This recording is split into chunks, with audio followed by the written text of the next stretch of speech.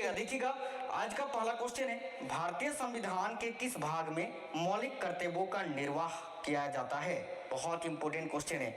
तो देखिए, भारतीय संविधान के किस भाग में मौलिक कर्तव्यों का निर्वाह किया जाता है। तो देखिएगा, राइट आंसर हो जाएगा भाग 4 के ए में। देखिए, भाग 4 का जो ए है साथियों, उसमें मौलिक कर्तव्यों के बारे में बताया गया है भारतीय संविधान में। तो राइट आंसर आएगा ऑप्शन नंबर बी, याद रखिएगा।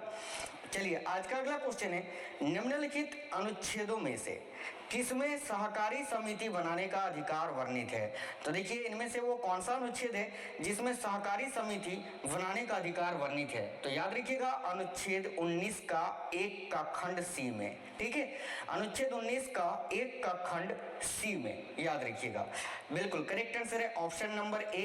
देखिए, अनुच्छेद 19 का जो 1 है, इसमें प्रेस की स्वतंत्रता के बारे में बताया गया है, और अनुच्छेद 19 का 1 का जो सी है, इसमें साथियों सहकारी समिति बनाने का अधिकार वर्णित है। क्लियर है।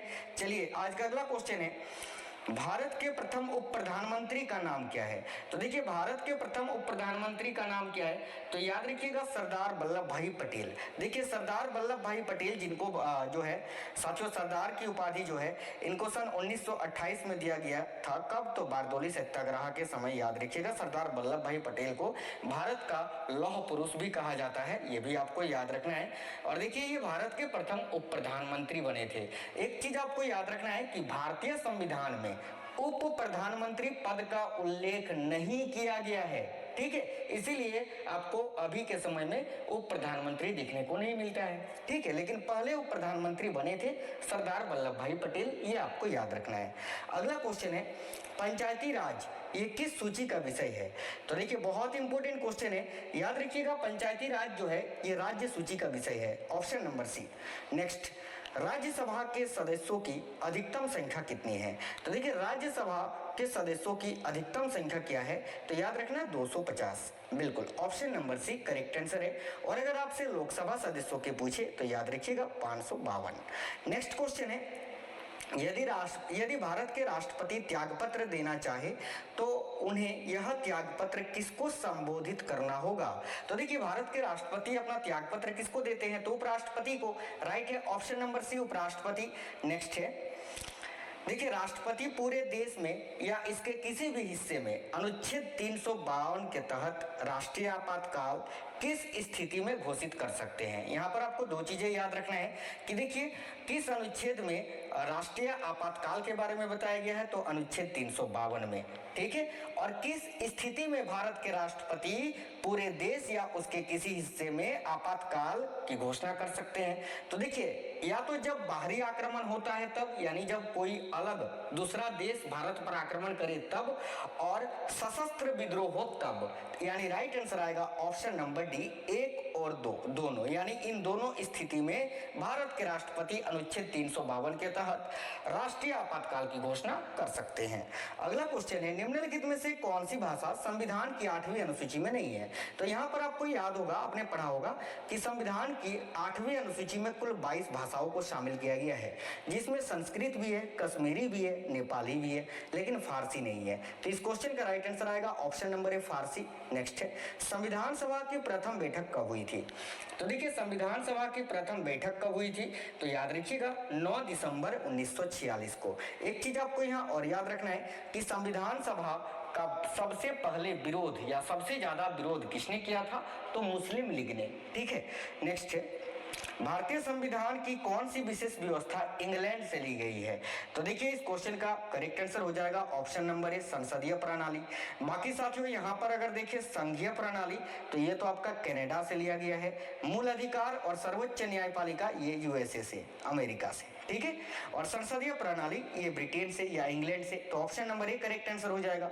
अगला है, भारतीय संविधान का कौन सा लक्षण आयरिश संविधान से अनुप्रेरित है। यानी भारतीय संविधान का कौन सा लक्षण है जो आयरलैंड के संविधान से लिया गया है। तो देखिए, राइट आंसर होगा नीति निर्देशक सिद्धांत, राज्य के नीति निर्देशक सिद्धांत, जो कि भारतीय संविधान के अनुच्छेद 36 से 51 में राज्य के नीति निर्देशक तत्वों के बारे में बताया गया है, और संविधान के भाग 4 में, याद रखिएगा। ठीक है, अगला है, भारतीय संविधान का सबसे बड़ा एकाकी स्रोत क्या है? तो देखिए भारतीय संविधान का सबसे बड़ा एकाकी स्रोत है साथियों गवर्नमेंट ऑफ इंडिया एक्ट 1935 यानी भारत सरकार अधिनियम 1935, याद रखिएगा। राइट है ऑप्शन नंबर डी। नेक्स्ट है भारत की संघीय व्यवस्था किस देश की संघीय व्यवस्था से अधिक समानता रखती है? तो देखिए भारत की जो संघीय व्यवस्था है वो किस देश की संघीय व्यवस्था से अधिक समानता रखती है? तो राइट आंसर हो जाएगा कनाडा से। आप बोलोगे सर क्यों? तो भाई भारत में जो संघीय व्यवस्था है वो तो कनाडा के ही संविधान से लिया गया है ना? तो बिल्कुल कनाडा करेक्ट आंसर हो जाएगा। अगला क्वेश्चन है भारतीय संविधान में समवर्ती सूची। देखिए भारतीय संविधान में समवर्ती सूची की अवधारणा किस देश से ली गई है? तो समवर्ती सूची पूछे तो याद रखिएगा ऑस्ट्रेलिया से। ऑप्शन नंबर बी करेक्ट होगा। भारतीय संविधान में मौलिक कर्तव्य का विचार ये किस देश से लिया गया है? तो मौलिक कर्तव्य का विचार ये किस देश से? तो रूस से। यहाँ पर एक चीज याद रखिए साथियों, मौलिक कर्तव्य रूस से। और अगर आपसे मूल अधिकार पूछे ना, अधिकार कि मूल अधिकार किस देश से लिया गया है, तो फिर आपका अमेरिका हो जाएगा। ठीक है, याद रखिएगा। चलिए अगला क्वेश्चन है भारतीय संविधान में मौलिक अधिकारों का उल्लेख करते हुए निम्नलिखित में से किस देश का अनुसरण किया गया है? तो देखिए भारतीय संविधान में मौलिक अधिकारों का उल्लेख करते हुए निम्नलिखित में से किस देश का अनुसरण किया गया है? तो जैसे कि मैंने अभी आपको बताया साथियों, किस देश का? अमेरिका का। क्योंकि देखिए मूल अधिकार या मौलिक अधिकार ये अमेरिका से लिया गया है और मूल कर्तव्य रूस से लिया गया है। ठीक है, आपको पूरा क्लास में आपको क्वेश्चन आंसर याद हो जाएगा साथियों। ठीक है, चलिए देखिएगा अगला क्वेश्चन है भारत के संविधान निर्माताओं ने न्यायिक पुनरावलोकन के विचार को कहां से ग्रहण किया है? तो याद रखिएगा अमेरिका से। ठीक है, देखिए न्याय ये कानून संबंधी जो है ये अमेरिका से ही लिया गया है। अगला क्वेश्चन है भारतीय संविधान में आपात संबंधी उपबंध भारत शासन अधिनियम 1935 और इनमें से किस देश के संविधान से लिया गया है? तो देखिए भारत में जो आपात स्थिति है, जैसे कि मैंने अभी आपको बताया, अनुच्छेद 352 के तहत राष्ट्रीय आपातकाल, अनुच्छेद 356 के तहत राष्ट्रपति शासन, अनुच्छेद 360 में आपका वित्तीय आपात की घोषणा राष्ट्रपति करते हैं। तो ये आपात संबंधी उपबंध जो है ये साथियों भारत शासन अधिनियम 1935 और किस देश के संविधान से लिया गया है? तो जर्मनी के, याद रखिएगा जर्मनी के बीमर संविधान से। ऑप्शन नंबर बी करेक्ट है। विधि के समक्ष समता ये किस देश से लिया गया है? तो याद रखिएगा विधि के समक्ष समता ये इंग्लैंड के संविधान से लिया गया है। राइट है ऑप्शन नंबर ए इंग्लैंड। अगला है किसी राज्य में अनुच्छेद 356 के अंतर्गत राष्ट्रपति शासन सामान्यतः अधिकतम कितनी अवधि के लिए लगाया जा सकता है? यानी देखिए अनुच्छेद 356 के तहत भारत के राष्ट्रपति किसी भी राज्य में राष्ट्रपति शासन लगाते हैं। ठीक है, लगाते हैं, ये आपको पता है, लेकिन ये अधिकतम कितनी अवधि के लिए लगाया जा सकता है? तो अधिकतम 3 वर्ष तक, याद रखिएगा। अगर आपसे न्यूनतम पूछे न्यूनतम, तो न्यूनतम 6 मंथ यानी 6 महीने तक, कम से कम 6 महीने तक, और अधिकतम आपका हो गया 3 वर्ष, याद रखिएगा। अगला है संविधान का अनुच्छेद 360 किसका प्रावधान करता है? मैंने अभी आपको बताया साथियों कि अनुच्छेद 360 जो है ये किसका प्रावधान करता है? तो वित्तीय आपात स्थिति लागू करने का। तो राइट है ऑप्शन नंबर ए।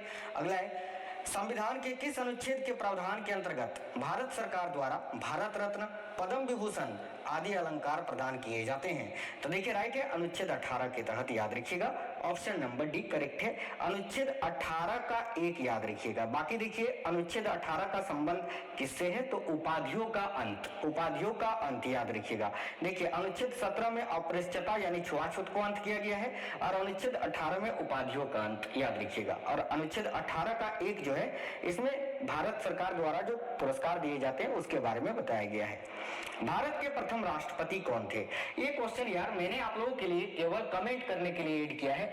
आप लोग सभी साथी इस क्वेश्चन का आंसर बताइए, देखते हैं कितनों को पता है। चलिए सभी लोग आंसर कर दीजिए कि भारत के प्रथम राष्ट्रपति कौन थे। इस क्वेश्चन का आंसर आपको कमेंट बॉक्स में कमेंट कर देना है, तो सभी लोग कमेंट कर दीजिए। अगला क्वेश्चन है संविधान निर्माण कार्य में कुल व्यय कितना हुआ था? यानी संविधान के निर्माण में कुल कितने पैसों का खर्चा हुआ था? तो देखिए करेक्ट आंसर हो जाएगा, याद रखिएगा 63,96,729 रुपया, है ना। 63,96,729 रुपये का, और अभी के समझ में अगर होता तो ये करोड़ों में हो जाता। चलिए ऑप्शन नंबर ए करेक्ट है। अगला क्वेश्चन है संविधान सभा के स्थायी अध्यक्ष के रूप में किसे निर्वाचित किया गया था? तो देखिए राइट आंसर है डॉक्टर राजेंद्र प्रसाद को, याद रखिएगा। ठीक है, और अस्थायी अध्यक्ष आपको पता ही है डॉक्टर सच्चिदानंद सिन्हा जी को।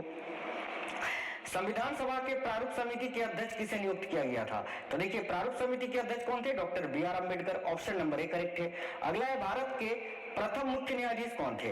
तो देखिए भारत के प्रथम मुख्य न्यायाधीश हीरालाल जे कानिया थे, यानी option number C Hiralal H यानी Hiralal J Kania, option number C. साथियों क्लास बिल्कुल फास्ट करेंगे क्योंकि 500 क्वेश्चन इसी क्लास में करने हैं। अगला है लोकसभा के प्रथम अध्यक्ष कौन थे? तो देखिए लोकसभा के प्रथम अध्यक्ष कौन थे? तो याद रखिएगा Ganesh Vasudev Mavalankar, option number C G B. Mavalankar. अगला है इनमें से कौन सा मौलिक अधिकार नहीं है? तो मौलिक अधिकार शिक्षा का अधिकार भी है, समानता का अधिकार भी है, स्वतंत्रता का अधिकार भी है। संपत्ति का अधिकार ये मौलिक अधिकार नहीं है। संपत्ति का अधिकार पहले मौलिक अधिकार ही था, लेकिन इसको साथियों 44वें संविधान संशोधन 1978 के तहत, देखिएगा 1978 के तहत जो है इसको वैधानिक अधिकार बना दिया गया है, याद रखिएगा। अगला है संविधान सभा के संवैधानिक सलाहकार पद पर किसकी नियुक्ति की गई थी? तो संविधान सभा के संवैधानिक सलाहकार कौन थे? तो B N. Rao, doctor B N. Rao, option number B right है।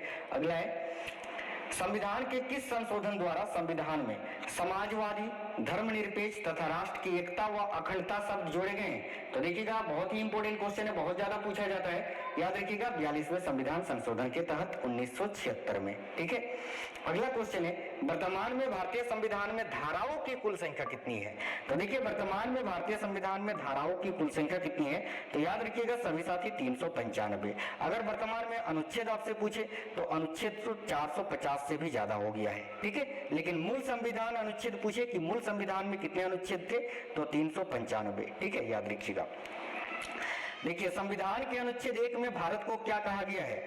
याद रखिएगा साथियों राज्यों का संघ यानी यूनियन ऑफ स्टेट्स। अगला क्वेश्चन है भारतीय संविधान के किन अनुच्छेदों में नागरिकता संबंधी प्रावधान है? तो देखिए भारतीय संविधान का वो कौन सा अनुच्छेद है जिसमें नागरिकता संबंधी प्रावधान किया गया है? तो अनुच्छेद 5 से 11 में, ऑप्शन नंबर बी। साथियों जो महत्वपूर्ण अनुच्छेद पूछा जाता है परीक्षाओं में, मैंने उसका एक सेपरेट वीडियो आपको बना दिया है, चैनल के अंदर मिल जाएगी, अगर आप लोगों ने नहीं देखा है तो उसको देख लेना। अगला क्वेश्चन है निम्न में से किन अनुच्छेदों द्वारा भारतीय संविधान नागरिकों को मूल अधिकार निश्चितता प्रदान करता है? तो देखिए करेक्ट आंसर हो जाएगा, याद रखिएगा अनुच्छेद 1235 में साथियों मूल अधिकार के बारे में बताया गया है, जो कि अमेरिका के संविधान से लिया गया है। याद रखिएगा अनुच्छेद 12 से 35 तक। अगला है भारतीय संविधान के किस अनुच्छेद के अंतर्गत भाषण एवं अभिव्यक्ति की स्वतंत्रता के अधिकार की गारंटी दी गई है? तो याद रखिएगा अनुच्छेद 19 में। कोई भी नेता जो भाषण देता है ना, उसकी स्वतंत्रता के बारे में अनुच्छेद 19 में बताया गया है। और यहीं पर अनुच्छेद 19 का एक पूछे तो प्रेस की स्वतंत्रता, याद रखिएगा। अगला है भारतीय संविधान के किस अनुच्छेद में प्रेस की स्वतंत्रता दी गई है? देखिए क्वेश्चन आ भी गया, तो याद रखिएगा अनुच्छेद 19 का खंड 1, ऑप्शन नंबर डी करेक्ट है। भारतीय संविधान के किस अनुच्छेद में अल्पसंख्यकों के हितों के संरक्षण की व्यवस्था की गई है? तो साथियों देखिएगा राइट आंसर है अनुच्छेद 29 में, ऑप्शन नंबर बी। अगला है भारतीय संविधान के किन अनुच्छेदों में राज्य के नीति निर्देशक तत्वों का उल्लेख है? तो याद रखिएगा साथियों अनुच्छेद 36 से 51 में, और मैंने अभी आपको बताया कि भाग 4 में। ठीक है। अगला क्वेश्चन है भारतीय संविधान के किस भाग को उसकी आत्मा की आख्या प्रदान की गई है? तो भारतीय संविधान के किस भाग को उसकी आत्मा की या आत्मा का प्रदान या आत्मा की आख्या प्रदान की गई है? तो याद रखिएगा प्रस्तावना को, भारतीय संविधान की प्रस्तावना को। अगला है भारत एक किस प्रकार का राष्ट्र है? तो देखिए भारत एक धर्मनिरपेक्ष राष्ट्र है साथियों, ऑप्शन नंबर 1 करेक्ट है, क्योंकि भारत कोई भी धर्म का, कोई भी एक निश्चित धर्म का अनुपालन नहीं करता है। भारत में सभी धर्मों को स्वतंत्रता दी गई है।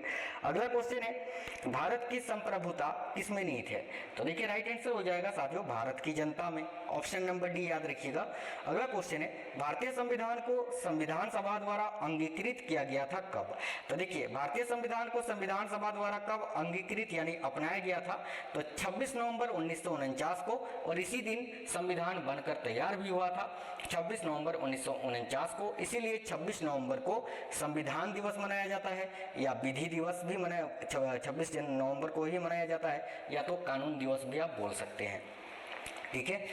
चलिए एक चीज आपको और यहाँ याद रखना है कि भारतीय संविधान को कब अपनाया गया था, तो 26 जनवरी 1950 को। ठीक है, चलिएगा अगला क्वेश्चन है, किस वर्ष भारत एक प्रभुत्व, देखिए प्रभुत्व संपन्न प्रजातांत्रिक गणराज्य बना? तो राइट आंसर है 1950 में, क्योंकि साथियों भारत गणतंत्र कब हुआ था? 26 जनवरी 1950 को, यानी इसी दिन भारत में संविधान लागू हुआ था, याद रखिएगा। ठीक है, 26 जनवरी को, इसीलिए 26 जनवरी को हम गणतंत्र दिवस मनाते हैं।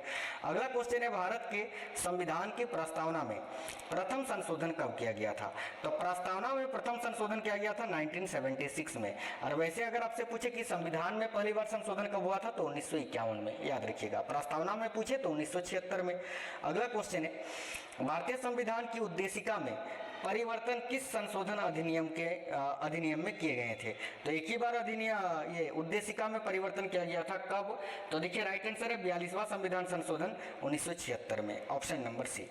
अगला है, विश्व का सबसे बड़ा लिखित एवं सर्वाधिक व्यापक संविधान किस देश का है? तो साथियों भारत का। और एक चीज याद रखना, अगर आपसे पूछे कि वह पहला देश कौन सा है जिसने सबसे पहले लिखित संविधान दिया था, तो अमेरिका। लेकिन सबसे बड़ा पूछे तो भारत। देखिए भारतीय राजनीतिक व्यवस्था में इनमें से कौन सर्वोच्च है? तो साथियों भारत की राजनीतिक व्यवस्था में सबसे सर्वोच्च संविधान है, ऑप्शन नंबर बी संविधान करेक्ट आंसर होगा। अगला है, भारतीय संविधान का अभिभावक कौन है? तो देखिए भारतीय संविधान का रक्षा कौन करता है? सर्वोच्च न्यायालय, यानी करेक्ट आंसर क्या हो जाएगा? Option number C. अगला है, भारत में वयस्क मताधिकार की उम्र सीमा क्या है? तो भारत में जो वोट देने का अधिकार है उसकी आयु सीमा क्या है? तो 18 वर्ष, पहले 21 वर्ष था, लेकिन